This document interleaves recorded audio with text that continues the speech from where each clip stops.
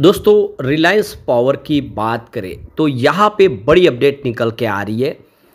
Reliance power और Reliance infra दोनों ही Anil Ambani group की कंपनियां हैं और रिलायंस कम्युनिकेशन भी अनिल अंबानी की ही कंपनी है। अब जो बड़ी अपडेट निकल के आ रही है, एसबीआई के बाद बैंक ऑफ बड़ौदा ने भी रिलायंस कम्युनिकेशन के अकाउंट को फ्रॉड घोषित किया और साथ में अनिल अंबानी को भी, यानी एक दूसरा झटका और लगा अनिल अंबानी को। इसके बाद में रिलायंस पावर और रिलायंस इंफ्रा की तरफ से क्लेरिफिकेशन आ गया है कि ये जो फैसला किया गया है बैंक ऑफ बड़ौदा की तरफ से उसका क्या असर होगा कंपनी पे, उसकी जानकारी दी गई है। इसके अलावा भी कुछ और बड़ी अपडेट निकल के आ रही है। जैसे कि आपको ये पता ही होगा कि अनिल अंबानी अब अपने कंपनियों को लेकर काफ़ी तेज़ी से नए फैसले कर रहे हैं, बिजनेस को पटरी पे लाने के लिए पूरी कोशिशें जारी है। ये सारे पुराने मामले हैं। अब अनिल अंबानी यहाँ पे लगातार कोशिश करे कि इस पूरी मुसीबत से बाहर निकले। ऐसे में क्या संभावना बन रही है आगे की, उसको समझने की कोशिश करेंगे। सबसे जो बड़ी बात है कि दोनों की दोनों कंपनियां पूरी तरह से कर्ज मुक्त हो चुकी है। अब किसी के ऊपर कंपनी पे भारी भरकम कर्ज होता है तो उसके डूबने की संभावना होती है, लेकिन फिलहाल रिलायंस पावर और रिलायंस इंफ्रा दोनों ही डेट फ्री हो चुकी है। ऐसे में क्या है आगे की उम्मीद, उसको समझेंगे इस वीडियो के माध्यम से। लेकिन फ्रेंड्स, उससे पहले अगर आप पहली बार हमारे चैनल पे आए तो चैनल को सब्सक्राइब कर दीजिए, एक बेल आइकॉन दबा दीजिए ताकि जब भी नया वीडियो बने पहला नोटिफिकेशन आपको मिले। वीडियो पसंद आए तो लाइक से ज़रूर कीजिए। चलो फ्रेंड्स, वीडियो स्टार्ट करते हैं। मैं हूँ आपका दोस्त एस.बी. दवे और हमारे अपने चैनल ऑनलाइन कमाई में आपका बहुत बहुत स्वागत है। सबसे पहले रिलायंस पावर के कारोबार की बात करें तो 46.76 पर फ्राइडे को क्लोजिंग देखने को मिली, जहाँ पे 0.71% की तेज़ी थी। तो देख सकते हो कि शुरुआत पॉजिटिव हुई फ्राइडे को, इंट्राडे में गिरावट भी हुई, निचले लेवल पे स्टॉक पहुंच गया, लेकिन खरीदारी काफ़ी अच्छी देखने को मिली। अब ये देख सकते हो कि इसमें जो बड़ी तेज़ी का दौर था वो तो थम चुका है। पिछले दिनों बहुत ज़बरदस्त तेज़ी का दौर शुरू हुआ था, जब स्टॉक देख सकते हो कि लगभग 40 रुपये से दौड़ना शुरू हुआ, 76 पे जाके ठहरा। उसके बाद गिरावट का जो दौर शुरू हुआ वो 76 का स्टॉक फिर से 46 के आसपास आया और इसमें बहुत सारा प्रॉफिट बुकिंग हो चुका है। जो बड़े फंड हाउस ने जम के खरीदारी की थी उनको मौका मिल गया प्रॉफिट बुक करने का, इसीलिए यहाँ से पॉजिटिव माहौल बनता हुआ दिखाई दे रहा है।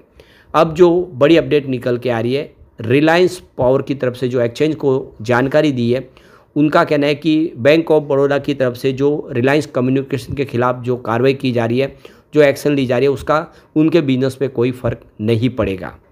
तो रिलायंस पावर की तरफ से फ्राइडे को ही एक्सचेंज को नोटिफिकेशन के माध्यम से जानकारी दी गई है कि बैंक ऑफ बड़ौदा की तरफ से रिलायंस कम्युनिकेशन के ऊपर जो भी कार्रवाई की जा रही है उसका इम्पैक्ट हमारे बिजनेस ऑपरेशन और फाइनेंशियल परफॉर्मेंस पे नहीं पड़ेगा।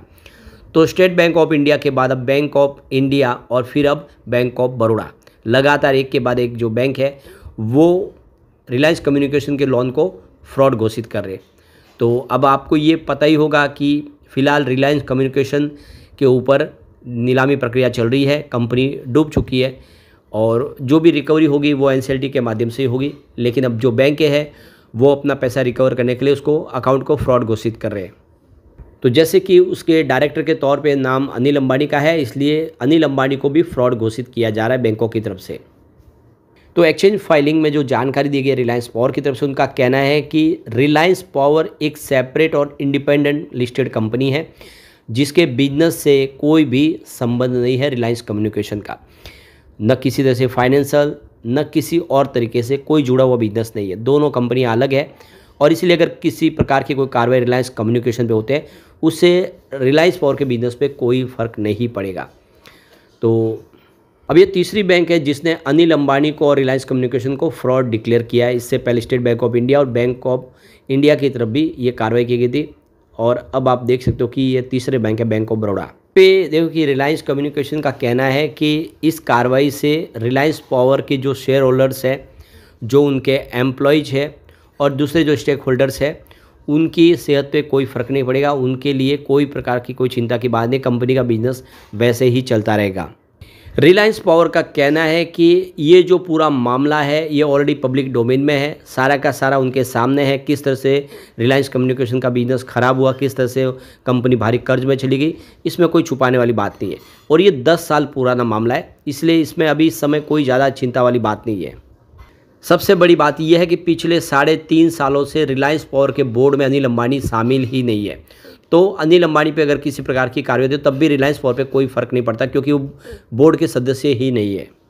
रिलायंस पावर का कहना है कि इस समय रिलायंस कम्युनिकेशन देख सकते हो कि एनसीएलटी के कार्रवाई के तहत आगे बढ़ रही है, और ये देख सकते हो कि जो कम्युनिटी ऑफ क्रेडिटर्स बनाएगी यानी सीओसी, उनके सुपरविजन में ये आगे कार्रवाई बढ़ रही है, और जिसको एसबीआई के द्वारा ही कंट्रोल किया जा रहा है। तो एक तरह से सारा कंट्रोल इस समय एसबीआई के हाथ में ही है। पिछले 6 सालों से पूरा मामला सुप्रीम कोर्ट में है, और जो भी फैसला आएगा उसके बाद में आगे की कार्रवाई बढ़ेगी।